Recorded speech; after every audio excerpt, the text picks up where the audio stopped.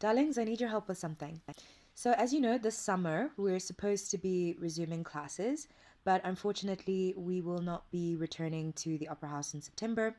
And while I was initially a little bit sad about that, the truth is, with us having released the vision of partnering with the Opera House and initially the long-term plan was that we would be able to rent out the Opera House for the entire month, and we're just not cheap. We can't do that now.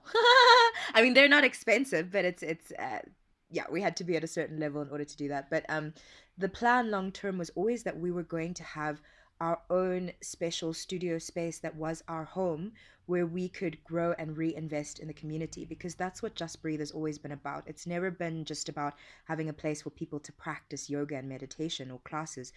That's wonderful, it's fundamental, and we're super blessed that we have so many teachers and places where we can do that in Windhoek.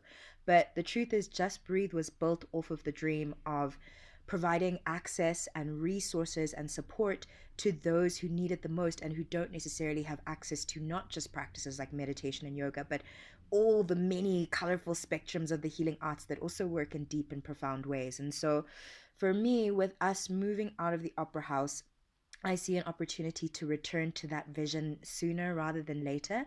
And so I'm looking for a home for the Just Breathe Community Center, right? And at the heart of that community center is providing a place where not just that we have classes and we practice, but also a place that has an office for new and upcoming coaches to have their clients, where we have a treatment room for new Reiki healers or whatever massage people to go and give treatments, that we have a kitchen where you can go and have tea and, speak to other people in the healing arts space and bump into your teachers there and get mentorship and support. And most importantly, where we can continue to train up the next levels of teachers who are then going to go out and disperse the knowledge and wisdom that we have at the grassroots level in culturally appropriate ways, where we can bring and bus in people from underprivileged communities to come and learn and study with us. That was the dream, that is the dream, and it's something that I feel that if we can get our own home space, it's something we can begin to ground sooner rather than later. And so we are looking for this space. Um, because I'm so passionate about it, I'm not super anal about when this happens. I would love if we could launch it in September, but I'm fine to wait longer to make sure that we get the right space, that it is financially feasible for us to do this, and for me to make sure that every young person who comes and wants to do something in the healing arts, or who wants to empower their community through the healing arts, doesn't go through the difficulties that people like myself and your other more established teachers have gone through. Because I think if you're a teacher or an elder and the youth are still struggling through things that you struggled through, then you're not doing your job right. Then you failed your community.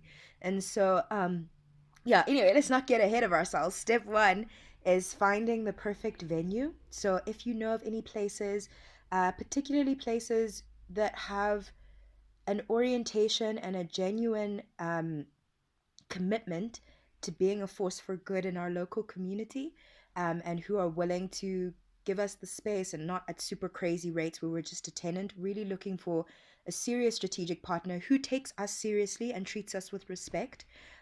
Those are non negotiables for me, and who is knowing that we are going to be catering towards and inviting in people who are not as privileged as we are. That's super important, that we're going to be there for the queers, that we're going to be there for, we're going to be having difficult conversations around race and privilege and all those different things.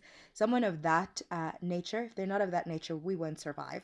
Um, any and all recommendations you have around this would be greatly, greatly appreciated. And also, if you are someone who knows that you want to be an active participant in this, you're in your 20s to your 30s, you're young, you should be creating and growing and expanding and not just watching other people living their lives and wishing you were an influencer. This is your time to be fucking up and growing and expanding and experimenting. If you're in this age bracket and you know you want to be an activator within the community, make sure that I know who you are.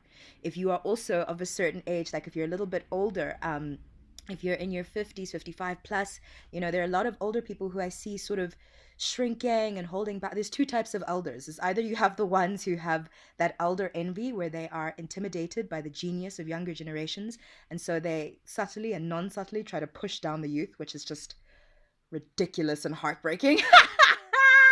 Or you have those elders who sort of are like intimidated by the genius of the youth, and so they don't engage at all. And I'm like, please can you step forward? Like, you have an infinite pool of wisdom that only comes with time and lived experience, and we need you to come in and fill the elder role. So also, if you are older, please don't shrink and run away and hide in the shadows. I know it can be intimidating because some of us have this fire energy, myself included, but we will hand hold you through everything. Really need people to step forward and step up and step in to help build and create the Just Breathe Community Center. So that's the invitation.